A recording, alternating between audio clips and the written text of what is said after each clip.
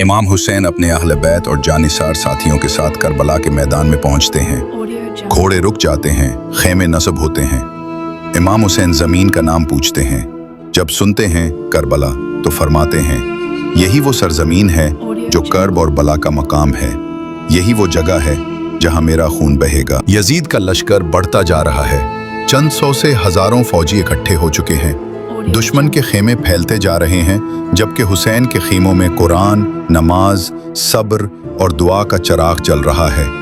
खौफ के साए और वफा का सुकून आमने सामने खड़े हैं। फुरात का दरिया जो करीब बह रहा था, अब हुसैन के खेमों के लिए हराम कर दिया गया। छोटे बच्चों की सिसकियां, बीबियों की आंखों में प्यास की तड़प और सकीना की जबान पर सवाल, बाबा पानी कब मिलेगा? मगर इमाम ने जंग नहीं छेड़ी, बल्कि सब्र को बुलंद किया। हजरत अब्बास खीमों में चक्कर लगा रहे हैं। उनके चेहरे पर जलाल है, लेकिन इजाजत के बगैर तलवार नहीं उठाते।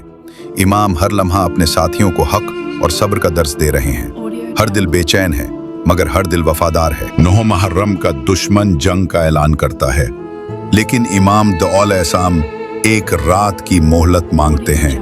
उस रात चिराग गुल किया जाता है।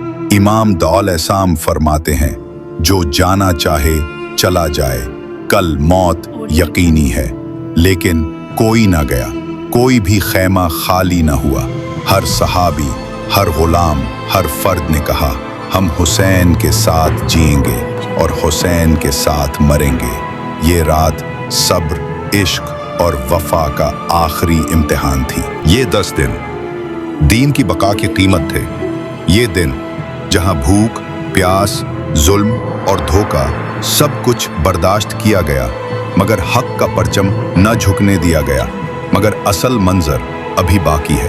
बाब सोम, आशूर का दिन, जहां जमीन आसमान से शर्माएगा, जहां नवासाए रसूल सजदे में ज़िबह कर दिया जाएगा। देखिए अगली किस्त सिर्फ रज़ाक टीवी पर, जहां हर आंख अश्कबार है और हर दिल हुसैन का मतरूज।